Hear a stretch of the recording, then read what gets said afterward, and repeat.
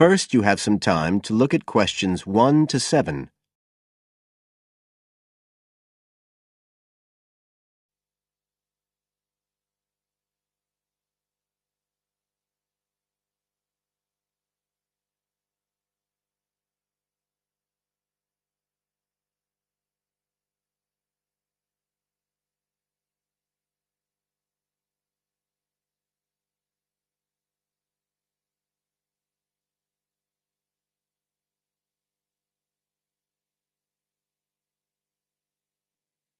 Listen carefully and answer questions 1 to 7. I'm interested in doing some work for the library. Are you the person to speak to? Yes. Right. Well, what sort of work are you interested in? Well, I've just come to live here in Australia. I don't want a full-time job until my children have settled down, but I really need to get out of the house a bit.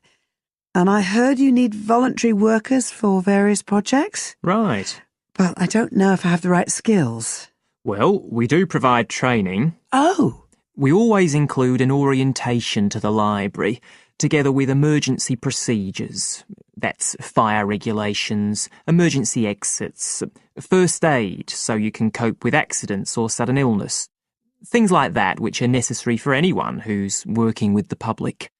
Then we give specialist training for particular projects, like using our database system. I do have quite good computer skills, in fact. Oh, great. Is there any sort of dress requirement? Well, all staff have to wear a name badge, so they can be identified if they go outside the staff-only areas. But apart from that, there aren't many regulations. We ask you to sign in and sign out for insurance purposes, but that's all. How about transport? Do you live locally? Well, not too far away. I'm at Porpoise Beach. My husband needs a car during the day, but it's only about 20 minutes on the bus. In fact, we can reimburse part of your travel expenses in that case. Oh! Would that be the same if I came by car? No, because parking is such a problem here. One thing we are looking for, though, is someone who can drive a minibus. No problem. So, do the projects involve going outside the library? Some, yes, but not all. We've just finished one which involved working with photographs taken of the area 50 or 100 years ago. It basically involved what we call encapsulation. Putting them in some sort of covers to keep them safe? Exactly. It's time-consuming work, and we were very grateful to have help with it. Then, sometime next year, we're hoping to begin working on an initiative involving the sorting and labelling of objects relating to local history. We'll be needing help with the cataloguing. Oh, I'd definitely be interested. How about at present? Well, we have a small team who work to support those who are unable to read. Working with the blind? Yes, or other groups who have reading difficulties.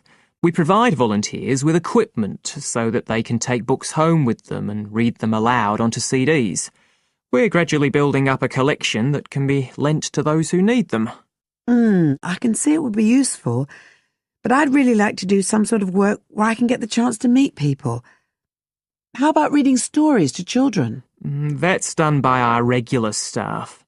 But we do have another project. It's a very long-established scheme which involves helping those who are unable to have direct access to the library. Oh, I noticed someone with a trolley of books when I was at the hospital last week. That sort of thing. That would have been one of ours, yes. It's one of our most popular services. Lots of people who wouldn't dream of going to the library normally when they're at home borrow a book when the trolley comes round the ward. I can imagine. Yes, I'd definitely be interested in that. Right, so how do I enrol? Well, we do ask all volunteers to commit themselves to a regular period each week. I could probably do 5 or 6 hours. Oh, be careful not to take on too much. But we do need someone for a couple of afternoons from 2 to 4, so 4 hours altogether. That sounds fine. Before you hear the rest of the conversation,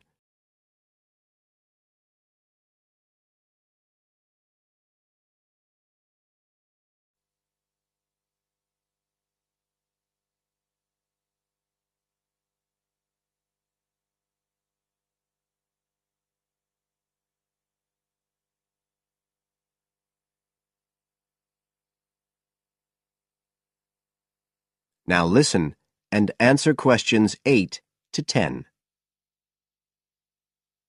Right, so here's the application form. It asks the usual questions, name and address and telephone number. You also need to fill in details of who we should get in touch with in case of any accident or problem like that. We do need to have that filled in. And there's a space for date of birth, but that's only if you're over 75, so we won't worry about that. No. Oh, it asks for qualifications. Do I need to provide certificates? They're not necessary. We'll need the names of 2 referees, not relatives or family members, obviously. What else? Signature of parent or guardian. That won't be necessary, as I assume you're over 18. Yes. What's this? It says civil conviction check. That's a document we have to provide by law for those working on projects involving children, so we won't need it in your case. But you will need to sign this separate document. That's a copy of commitment. It's basically an agreement to work according to the library guidelines. So, if you'd like to fill this all in, you can do it here or take it home, whichever you prefer. I'll take it home if that's okay.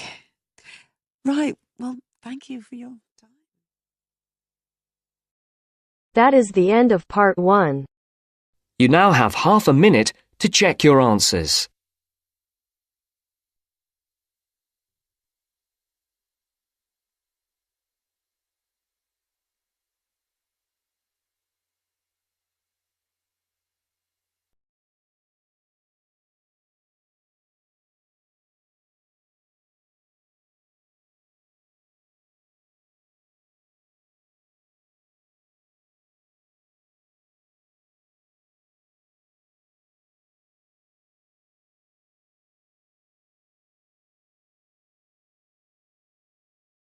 Now turns to part 2.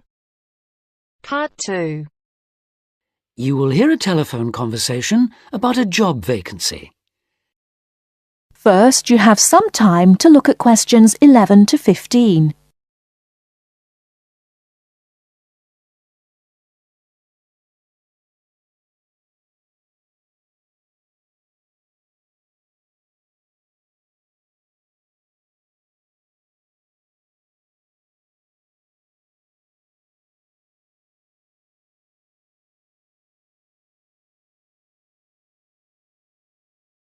Now, listen carefully and answer questions 11 to 15.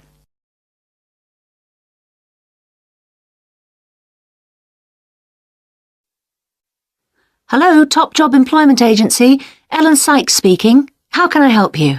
Good morning. My name's Steve Collins and I'm calling about the call centre job advertised in today's paper.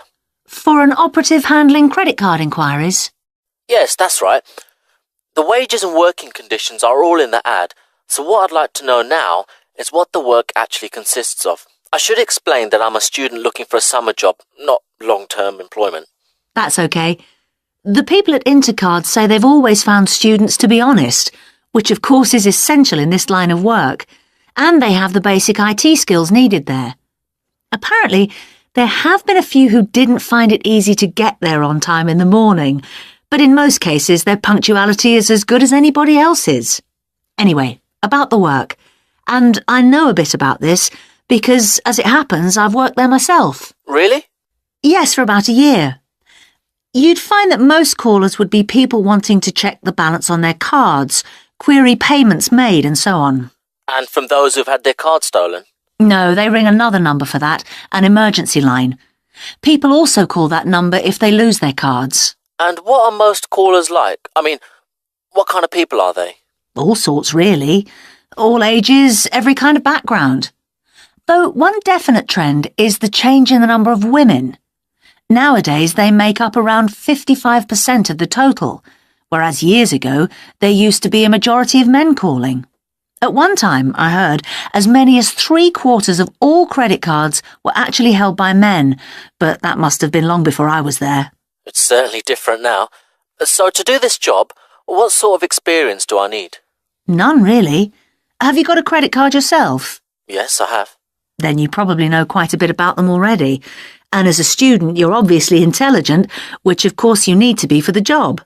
So after a day or so working with an experienced operative, I'm sure you'll have picked up enough to deal with routine inquiries, which of course most of them are. But there are bound to be questions I can't deal with, at least at first. What happens then? In that case, you can ask a supervisor. They're very helpful to new staff. I think I like the sound of this. What do I do next?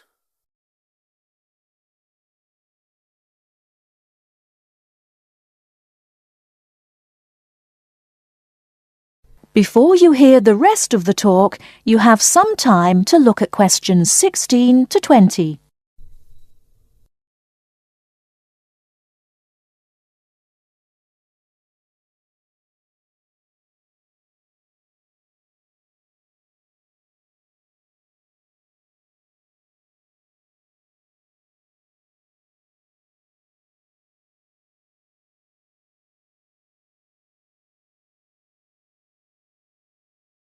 Now listen and answer questions 16 to 20. Can you get over there for 9:45 on Monday morning for an interview? Definitely, yes. Whereabouts are they? In Riverside Business Park. Do you know it? Yes, I've been there once. How do you usually travel? By bus. Right. So you take either the 136 or 137 to the bus station, and when you come out of there, you turn right. Along Orchard Road, that is. The road from the railway station? Yes, that's right. You go past the petrol station next to the car dealers, then carry on down the road. Do I take the first left at the main car park? Well, you could do that and walk up Newfield Avenue alongside the shopping centre, but it's a long way round. I'd suggest continuing along Orchard Road with the water company and then the insurance offices on your right. They used to be local government offices, by the way. Yes, I remember those. And you keep going until you reach the advertising agency. Now, facing that is a small road called Cherry Lane. There's a newspaper office on the corner, and opposite that is a big hotel, so you can't miss it. And how far down that road is it? Well, they aren't actually in Cherry Lane. You walk as far as the next junction and turn right into Almond Drive at the mail centre. Intercard is in the third building on the right between the airline offices and the shipping company. Fine. I'll be there on Monday. Thanks very much. Bye. Good luck. Bye.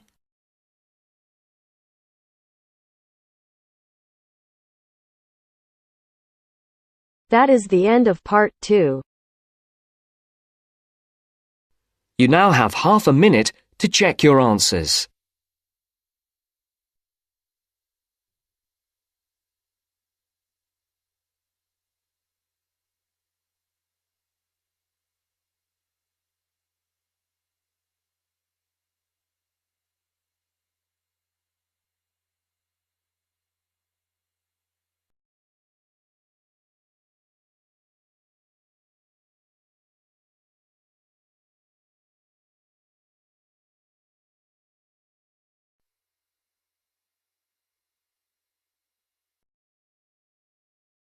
Now turns to part 3. Part 3. You will hear a discussion between a student, Aldo, and his supervisor, Dr. Hurst, about his research assignment. First, you have some time to look at questions 21 to 23.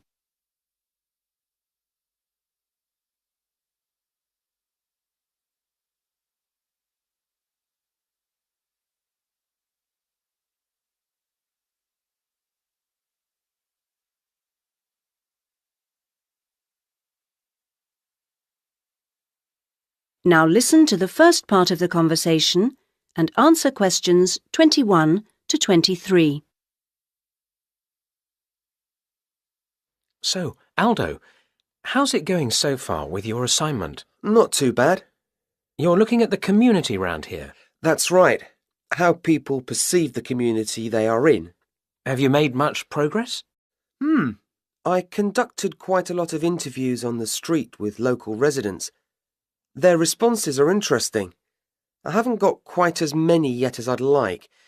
I had wondered if I'd have language problems, particularly with the different accents. I seem to have managed, though.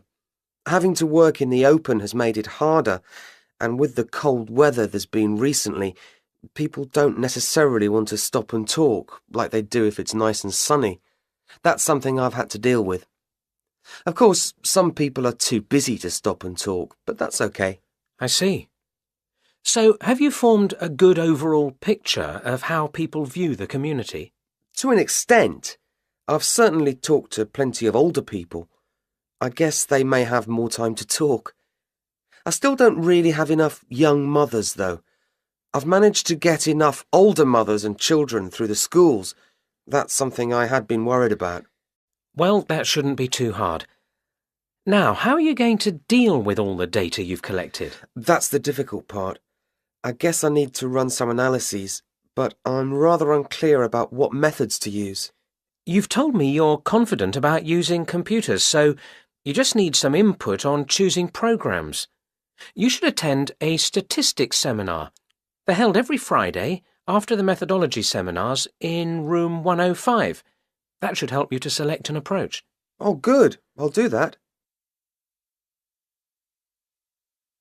Now you have some time to look at questions 24 to 30.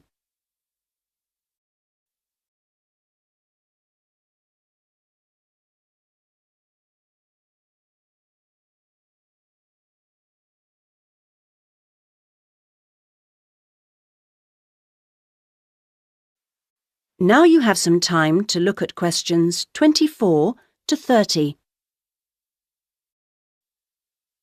Meanwhile, let's hear something about what you've learned. Yes, I talked to a number of residents. Good. I imagine they didn't always have the same opinions. Views were certainly quite mixed. Take sports facilities. In general, people seemed to think they weren't very good. There's no swimming pool in the area, for example. But at the same time, there's a new football training area. It looks very smart to me, but it doesn't seem to get used very much. People seem to prefer sitting around in the parks. They enjoy that, taking picnics and so on. Although they want the council to be more efficient at cleaning, there's a lot of litter. People are obviously very concerned about their children's learning. The general view seems to be that early schooling at primary level is of a good standard in the area, but that this standard declines as children move up through the system. The colleges were criticised in particular. OK, now are you going to collect any more data? Some, I hope. There's a local festival next week, and I think the events there will give me some useful opportunities. I talked to a council officer about it all. Good. What does it involve? First, there's a dance show, which I'm sure I'll enjoy. The council explained that the concert hall's being renovated and won't be ready in time, so it's being held in the main square, which I think will be better anyway. At least I'll have more space to wander around in. True. And so I hope to be able to carefully watch the age groups that are there in the audience and make notes about how they interact. So that's one event. Then the following day there's another interesting event which I look forward to going along to, and that's a cookery competition. Oh yes, interesting. I think so. Yes, that one's being organised in the town hall, which has a big space apparently. With food and cooking from all the different people in the area, the council officer told me that it'll be a good chance to find out about the different cultures that make up the community. Sounds promising. Then there's one more event I'd like to go along to. The council officer promised me that the courses fair will be interesting. It's going to be in the Langtree Theatre, and the officer said lots of teachers will be there. I've already talked to plenty of them, but he advised me to put some questions to the head of education, who will also be there. That's all very useful. OK, I suggest you come back next week. That is the end of part 3. You now have half a minute to check your answers.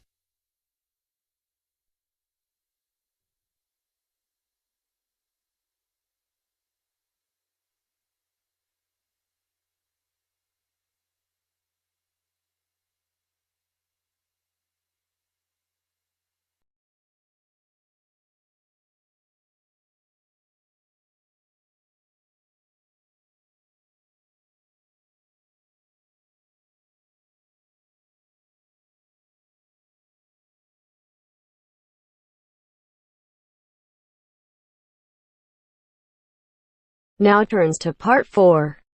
Part 4. You will hear a wildlife expert giving a talk to a group of bird lovers in the UK about a species called the tawny owl. Before you listen, you have some time to look at questions 31 to 40.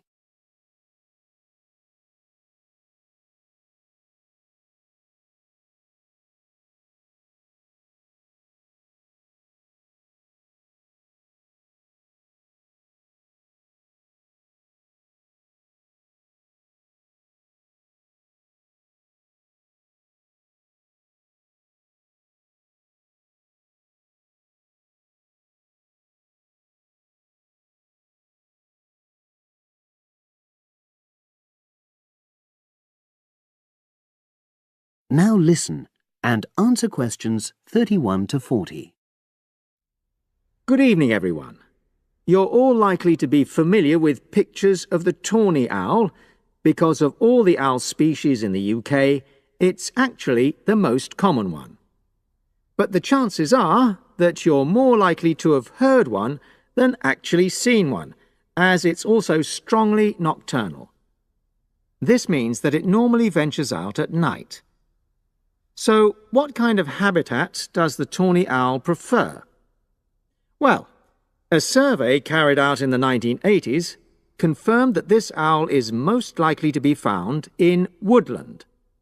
If you look at a map of tawny owl distribution across Britain, you'll only see gaps in the treeless marshy areas of eastern England and in some of the more upland parts of northwest Scotland. However, you can sometimes find populations of tawny owls in urban areas too, either in parks or in large gardens. The tawny owl shows some obvious adaptations to its natural habitat.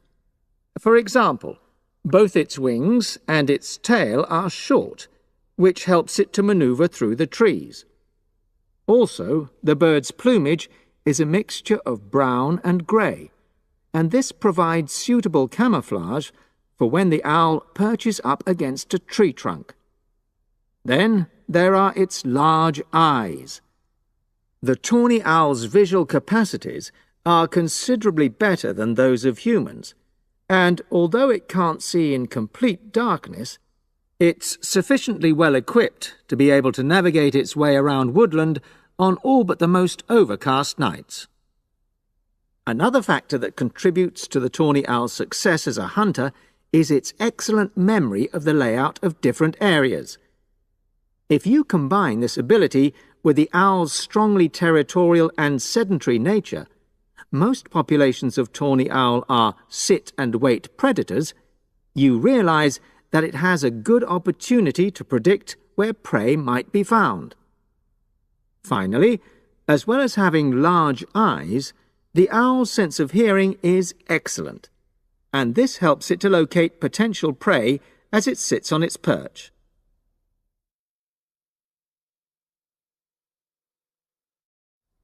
Turning now to the tawny owl's diet.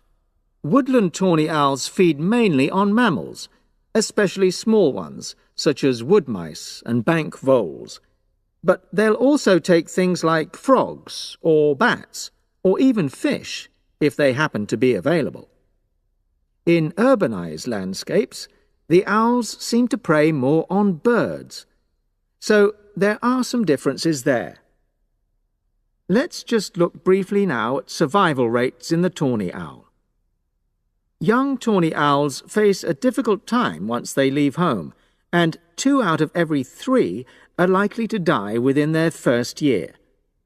So, with such high mortality levels, it's a good job that established breeding pairs can produce young over a number of seasons and maximize their chances of passing their genes on to the next generation of owls.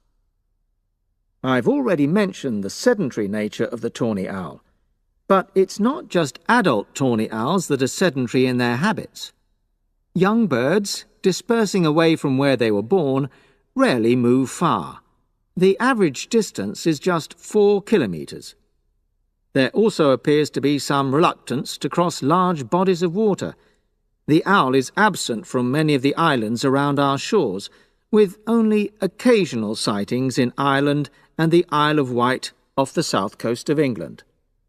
Right, well, now I'll show you some photographs that have been taken in one or two of the... That is the end of part 4. You now have half a minute to check your answers.